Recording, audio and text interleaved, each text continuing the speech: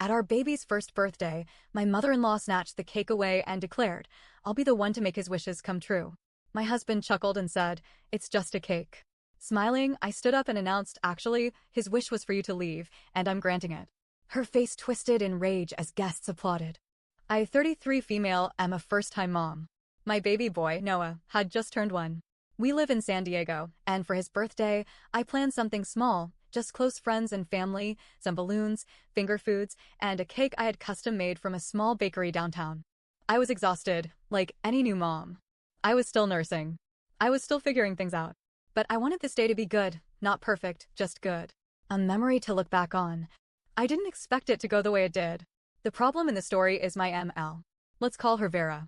She's my husband's Mark, 35 male mom, and from the moment I got pregnant, she made it clear she thought this baby belonged more to her than to me. I could write a whole post on the things she said and done, but I'll focus on this one day, the day she crossed the line for the last time. Vera has always been overbearing. She likes being in control of everything. She's one of those women who thinks being a grandma means full access, no questions asked. Every boundary I tried to set, she'd ignore or laugh off. She called Noah her baby. She gave him food we said no to. She called me too sensitive for not letting her post naked bath photos of him online. She told people she was basically co-parenting.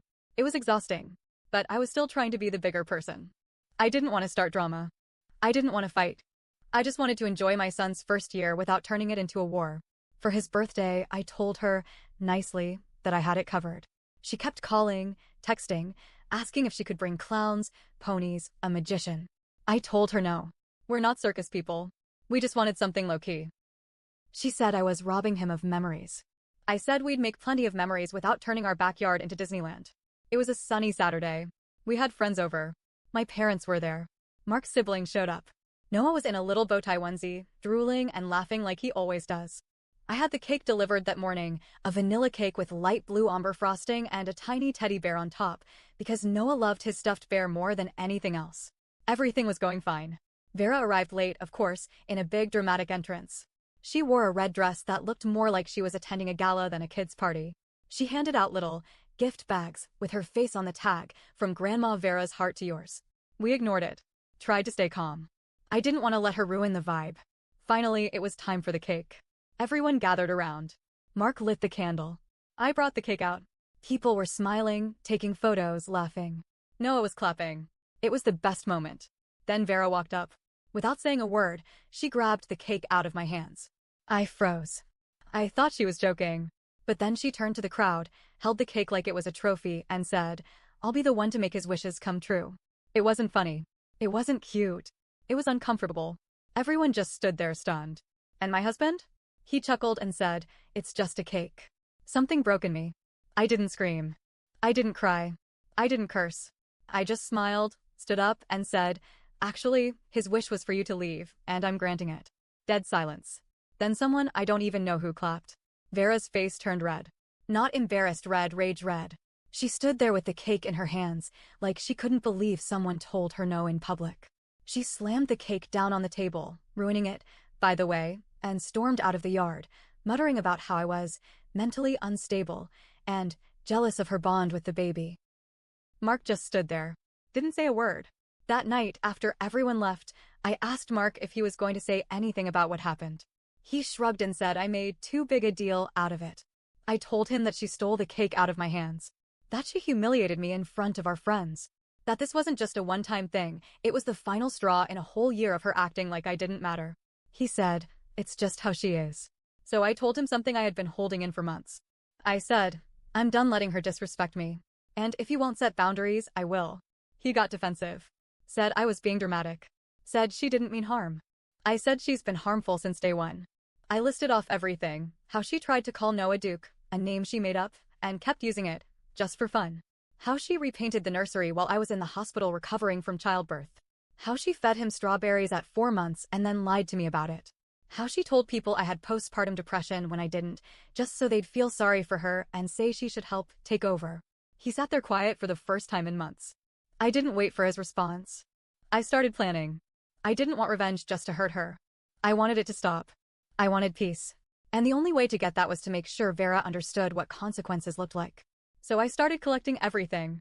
Every weird message she'd ever sent. Screenshots. Voicemails. Social media comments. Every time she said something nasty or passive-aggressive. Every time she showed up without asking. Every time she posted a photo of Noah without permission. I documented it. I opened a private Google Drive folder and saved it all. She once left a voicemail saying, if anything ever happened to you, I'd raise him the way he deserves. Creepy? Yes.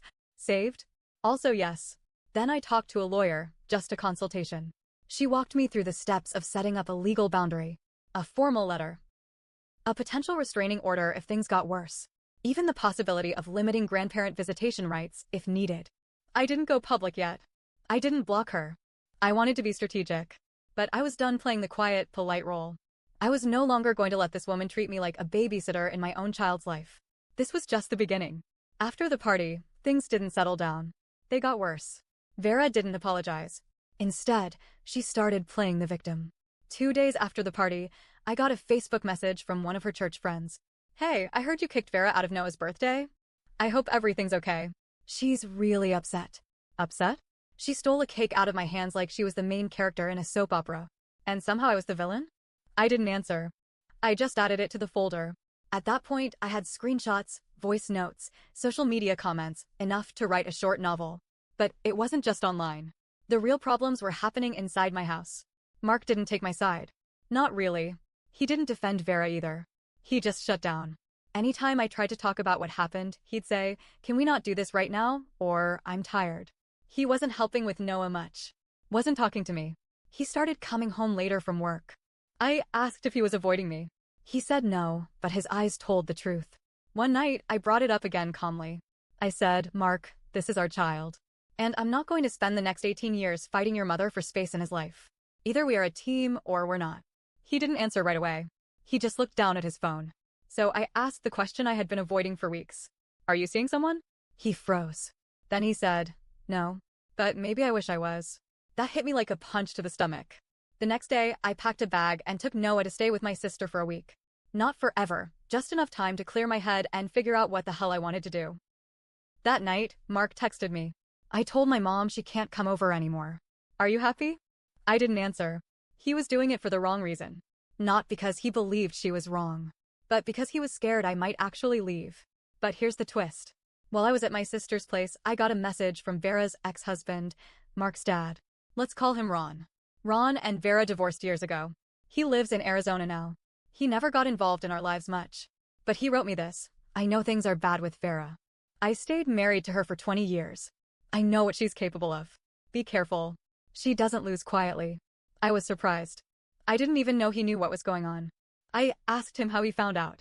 He said, she called me crying. Said you turned Mark against her. Said you're trying to steal her grandson. Said she might take legal action. Legal action? What action? I'm the baby's mother. I didn't do anything illegal. I didn't even raise my voice. Ron said she used to pull the same thing during their divorce. Pretending to be the victim, trying to turn people against each other, and if that didn't work, threatening to sue. She never won. But she made everyone miserable. I called my lawyer again. This time, I wanted things in writing. Not just a letter, real paperwork. We drafted a formal no-contact order that applied to Vera and Noah. It wasn't court-issued yet, more like an official warning, but it was ready if she pushed. Then I made something else. A private Instagram page. Just for close friends and family. No Vera. No public posts. It was called Noah's World. Just pictures of Noah growing up. His first steps. His giggles. His baby curls. And Vera? She didn't get access. Not even a peek. A few days later, she texted me. I heard there's a private page. Why am I not allowed to see my grandson? I didn't respond. Then she sent a long, emotional message about how much she loved Noah, how she was sorry, if she offended me, and how she felt like I was punishing her unfairly. She ended it with, you can't erase me. I'm his blood. A week later, Mark called and said he was going to stop by with diapers and some stuff I'd left behind. I agreed, thinking maybe we could talk calmly for once. He came alone. But someone else showed up 10 minutes later. Vera. She parked across the street. Sat in her car. Watched the house. I saw her through the blinds and froze. I told Mark, your mother is sitting out there. Did you invite her here? He said, no. I swear. I didn't believe him. She didn't get out of the car. Just stayed there, engine running, like she was waiting. Eventually, she left. But it rattled me. I called the lawyer again. We pushed the no-contact warning into something stronger, paperwork for a temporary restraining order. I didn't file it yet, but I had it ready. I also had a long conversation with Ron. He told me things I didn't know, about how Vera used to fake injuries to get sympathy, about how she once made Ron's new girlfriend lose her job by filing false complaints, about how she kept photo albums of Mark as a child and used them like weapons. I realized something. This wasn't just a difficult woman. This was someone who didn't understand limits. Someone who had never heard the word no without finding a way to turn it into a yes. I told Ron I was going to do whatever it took to protect Noah. He said, "Good. Somebody has to. Mark and I are barely talking. He says he wants to work things out, but his actions don't match his words. Vera hasn't shown up again yet, but I know she's planning something. I can feel it. She's quiet now. Too quiet. Which means this isn't over. Not even close." So, I was waiting. Vera had gone silent. Not a text. Not a call. Not even a drive-by. It was almost peaceful. Too peaceful. Mark and I were still in a weird place. He'd stopped defending her, but he wasn't exactly supportive of me either. Just neutral. Cold. Like he didn't want to be involved anymore. We were coexisting, sharing baby duties, barely talking. Until something strange happened. One Tuesday morning, 2 weeks after Vera's silent exit, I opened the door and found a woman holding a clipboard and wearing a county badge. She introduced herself as a CPS worker. I swear my stomach fell to the floor. She said someone had made an anonymous tip about possible child neglect. That I was overwhelmed, possibly unstable, and that Noah was being left alone for long periods. I lost my breath. She asked to come in. I let her. What choice did I have? Noah was napping. The house was clean. There was fresh food on the counter. Bottles sterilized. Diapers stacked. I showed her everything: his room, his closet, our routines. She was kind. She told me she didn't see anything that raised concern. But she still had to file a report. Just protocol. Before she left, I asked her, "Can you tell me who made the call?" She shook her head. "It was anonymous," she said. But off the record? This didn't sound like a random tip. It sounded personal. I didn't even need to think. It was Vera. Nobody else would say things like unstable or overwhelmed. That was her language. She'd said it before at the party. To Mark. Online. She was trying to set me up. Trying to make a record. Something she could use later if she ever did take legal action. I called my lawyer the second the CPS worker left. We added the visit to the file. My lawyer said if Vera made another move like this, we could push for an official restraining order with evidence of harassment. But I didn't want to just defend anymore. I wanted to go on offense. Later that week, I got a call from an old friend of Mark's, someone I hadn't talked to in over a year. Let's call him Derek. He'd been Mark's roommate in college and was the kind of guy who remembered birthdays and never unfriended anyone. He said, "Hey, I heard some crazy stuff about you through Vera." I wasn't sure if I should say anything, but it's bad. I asked what he meant. Turns out Vera had been reaching out to Mark's old friends, anyone who followed us online, and spreading lies. Saying I had postpartum psychosis. That I was abusive. That I'd hit Mark. None of it was true. Not even a little. Then Derek said something that made my blood run cold. She told us she's filing for emergency custody of Noah. Said Mark's going to support her. That night, I confronted Mark. I said, "Are you talking to your mom behind my back?" He looked guilty. He didn't deny it. Turns out, Vera had invited him to a family counseling session with her pastor. He went. Didn't tell me. She told him I was trying to cut him out of Noah's life. She cried. She said she was scared I'd move away with Noah and never come back. I asked Mark point blank, "Did you agree to help her get custody?" He said, "No. But she's my mom." I didn't know what to say. I interrupted. "If you don't know what to say, you say no. You say she's lying. You protect your son's mother." He said nothing. That silence said everything. A few days later, I went back to the folder I'd been building: the screenshots, voicemails, videos, everything. I transferred all of it onto a flash drive. Labeled it, just in case. Then, on a hunch, I logged into our shared laptop. Mark and I used to use the same Dropbox account. We hadn't in months, but I'd never changed the login. There, inside a folder called Work Projects, I found a recording. It was the counseling session with his mom and her pastor. I hit play. It was 42 minutes long. And for most of it, Vera cried about how I was alienating Noah, how I screamed in front of him, and how I needed help. But the worst part? Mark didn't correct her. Not once. I sent a message to my lawyer that night. We started the paperwork too, 1. File for a protective order against Vera, including the CPS visit and recorded lies. 2. Draft a custody plan that legally kept Vera out of any decision-making or visitation. 3. Lock down Noah's information, medical records, daycare pickups, even his photo access. Then I gave Mark a choice. I said, you either stand with me and protect your son, or you step aside. But I will not let your mother raise my child. He tried to cry. Tried to say he was confused. Said he didn't know who to believe anymore. I said, believe the flash drive. It's all there.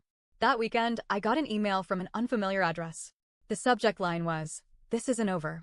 Inside was just one sentence, "You're not fit to raise a child." I'm doing what I have to. No name, no signature. But I knew who it was. Vera was quiet in public, but behind the scenes, she was still working. Still pulling strings. Still trying to paint me as unstable. But I had everything ready. Documents. Dates. Audio. Witnesses. She thought she was building a case. But so was I. I didn't answer Vera's email. I didn't respond to Mark's excuses. I just waited for the moment everything would crack wide open. It happened sooner than I thought. One Saturday, Mark texted me out of nowhere. Let's talk. My mom wants to apologize. In person. I replied, no. He texted again, insisting. Said she was finally willing to admit she went too far. That it would bring closure. That maybe we could move forward. I didn't believe it for a second. But a part of me needed to hear it. Or maybe I needed her to hear me. I told him I'd meet them. Neutral ground. My sister's house. She offered her backyard. Said she'd stay nearby in case it got out of hand. We set the time for 4 p.m. When the day came, I dressed plain. No makeup. No earrings. No softness. Just jeans and a sweatshirt and my flash drive in my pocket. I had nothing left to prove. Mark arrived first. He looked nervous. Not scared, guilty. Then Vera pulled up in a sleek black car like she was attending a business meeting, not a family talk. She wore a beige blouse, pearl earrings, and sunglasses, like she was trying to look expensive and innocent at the same time. She hugged Mark. Not me. Didn't even try. Then, she looked around and said, "Where's Noah?" I said, "With someone who protects him." She rolled her eyes like I was being dramatic. We sat down around the patio table. My sister sat a few feet away with a book, pretending not to listen. But I knew she was ready to jump in if needed. Vera cleared her throat. I know things got out of hand. I just want to fix this. For Noah. I stared at her. Fix what? I asked. The part where you lied to CPS? Or the part where you tried to convince people I was crazy? Her face twitched. Just a little. I never called CPS. I pulled out my phone. Pressed play on a voicemail I hadn't shown Mark yet. It was her voice. Saying, if the state won't look into her, maybe someone else will. Mark looked sick. You recorded her? I said, I documented her. Because you wouldn't listen. Vera's hands clenched. You know what? I did what I had to. You're unstable. Controlling. You're trying to cut me out of my grandson's life. I won't let that happen. There it was. No apology. Just the truth. She didn't want to make peace. She wanted control. And for once, I didn't flinch. I pulled out the flash drive and set it on the table. This has everything. Every text. Every lie. Every time you called me a bad mother. If you ever go near my child again without my permission, this goes straight to a judge. Mark just sat there, hands in his lap, silent. Then Vera exploded. She stood up and screamed, "You're poisoning my son. You've brainwashed him." My sister stood up. Walked over. "You need to leave," she said, calm but firm.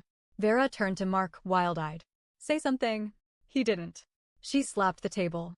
"Say something." He looked at her. His eyes were glassy. And then he said, "Mom, you need help." She froze. "I wanted to believe you meant well," he continued. "But you've crossed every line. I let you. And now I've almost lost my family because of it." Tears welled up in her eyes. But it wasn't sadness. It was rage. Her mask cracked. "You'll regret this," she whispered. Then she turned. And walked away. Mark sat there for a long time after she left. My sister brought us water. He didn't touch his. Then he broke down. Said he felt stupid. Ashamed. Said he believed her because she'd always played the victim.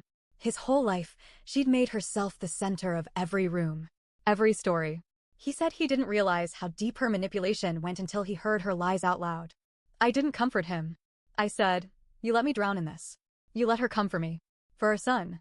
He nodded. Said he knew. Said he didn't deserve forgiveness. I didn't disagree. Vera emailed again. No apology. Just this. Congratulations.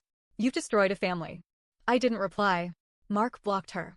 We finalized the protective paperwork. Vera no longer had access to Noah. No photos. No visits. Nothing. She told mutual friends I was cruel. That I'd brainwashed her son. Some believed her. Some didn't. I stopped caring. Mark asked if we could try therapy again. For real this time. Not just for appearances. I told him I'd think about it. I wasn't sure if I wanted to stay. But I wasn't sure if I wanted to leave either. What I did know is this. For the first time since Noah was born, my house felt quiet. Safe. There were no more surprise visits. No screaming voicemails. No fake apologies. Just me. My baby. And a calm I hadn't known in over a year. Vera wasn't just a bad mother-in-law. She was a reminder that some people believe love is ownership. That biology means entitlement. That being loud makes them right. But being a parent, a real one, means protecting your child even when it's messy. Even when it's lonely. Especially when no one else stands beside you. Mark failed at that for a long time. He's trying now. But I still remember the silence. The doubt. The way it felt to stand alone, holding the pieces of a cake that someone else thought they deserved more than you. And every time I look at Noah, I know I'll never let that happen again. Not for cake. Not for family. Not for anyone.